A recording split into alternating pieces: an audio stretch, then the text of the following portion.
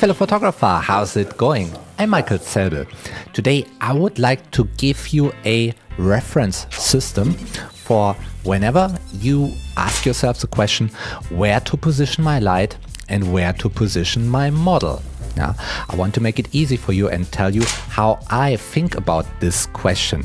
And in order to explain it to you, I'm building up a pretty big lighting setup, but it's actually a simple one light setup. I'm just opening a large 72-inch 4Tix Para Pro shoot-through umbrella, and I power this baby with two speedlights.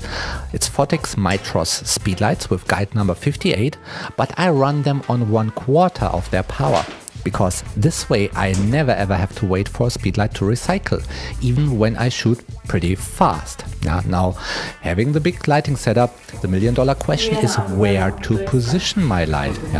And the way I think about that is this. I imagine a clock face with times like 12 o'clock, 6 o'clock, and so on. Now, I imagine this clock face just around my model. She's standing in the middle, and she might face to 7 o'clock with her body and her face. But she could face to any time. And my camera is always at 6 o'clock. It's always shooting from 6 o'clock towards 12 o'clock. This is just how I think about it. Keep that in mind. Now, having this set up, I can easily express where my light might be positioned. It might be positioned at 7 o'clock, shooting pretty dead onto the model and giving a relatively flat light to a camera which would be at 6 o'clock. Not much time difference between the two means not much shadows involved. But I could also move my light to 9 o'clock. Then it's side lighting. It's one of my favorite lightings because it produces a lot of interesting shadow play. You could go on, you could put the light to 10 o'clock so it comes from the back side. And for a model facing to 7 o'clock, it's lighting right through her body. You could go crazy and put the light at 12 o'clock. Then it's complete backlighting, making the model a silhouette. So you already see with that system, it's very easy to express different situations. And it also makes it easy for me in my head to somehow quantify how do I want to change the setup. I don't do it like, oh, let's rotate the speedlight a bit to the right or a bit to the left, or let's turn the model a little bit clockwise or whatever. In my mind, I'm thinking about concrete times. And this way I've got reproducible results because I know what the light looks from 8 o'clock. I know what my light looks from 9 o'clock. I've done that, I've seen it, and I'm using this as a reference system in my mind. If that's new to you, then you need to build up this mental reference. But that's easy, just make a couple of example shoots. Start by using, well, a lighting setup which you like, and just rotate your model. Let her start with a pretty dead on position, even though her body, in this shoot it's turned to 5 o'clock. Still pretty dead on.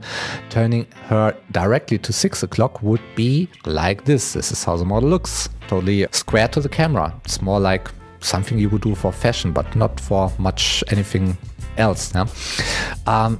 Go on, just play around with it. Turn your model to 7 o'clock.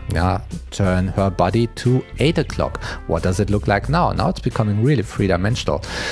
Go on and go crazy. Turn your model to 2 o'clock.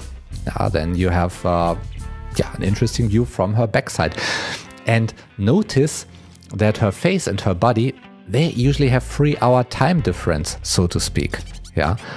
Meaning her body might be turned to 4 o'clock while her face might be turned to 7 o'clock. This is a pretty special position where the chin pretty much meets her shoulder, and it's working wonders. Now, the one thing which is even more important than the model is the light, and the system is also awesome to express where the light is. We'll just use the big light source and turn her around the model. Now, if the light source is next to the camera at 7 o'clock, light is pretty flat, but with some shadow play happening. Now we are turning it around furthermore to 8 o'clock, and more shadows happening. 9 o'clock, one of my favorite lightings, a lot of shadow play happens, and so on. From behind, from 10 o'clock, it will make an outline of light around your model. And if you completely go around to 12 o'clock, then it's backlighting, your model is a silhouette. Unless you put up a reflector, let's say at 7 o'clock right next to the camera, and reflect a lot of light back. This also leads us to the next thing about my system. It does not only work for the model and a one light setup. It could also express easily a 2 or a more light setup. That's working for all of that. However, this clock system, as simple and easy as it is, it might not be the best for you. Maybe you've got another system, maybe you like another system, and that is okay, that is perfectly alright. Just the important thing that I want you to do is use any system which gives you a real reference of what you're doing, and where you can easily build up a visual reference of how your light looks from which position, and which makes it easy for you to add on new, let's say, lighting positions, model positions, and all of that. Now I want you to build up the reference for your photography in your mind, or in your Evernote notebook, or in your paper notebook, whatever tickles you fancy. I hope I can motivate you to do that, and for the photo shoots you do for practicing or finding out your lighting setups and building up the reference, like always, I wish you good light. Tätowiert, ja. Und tätowiert.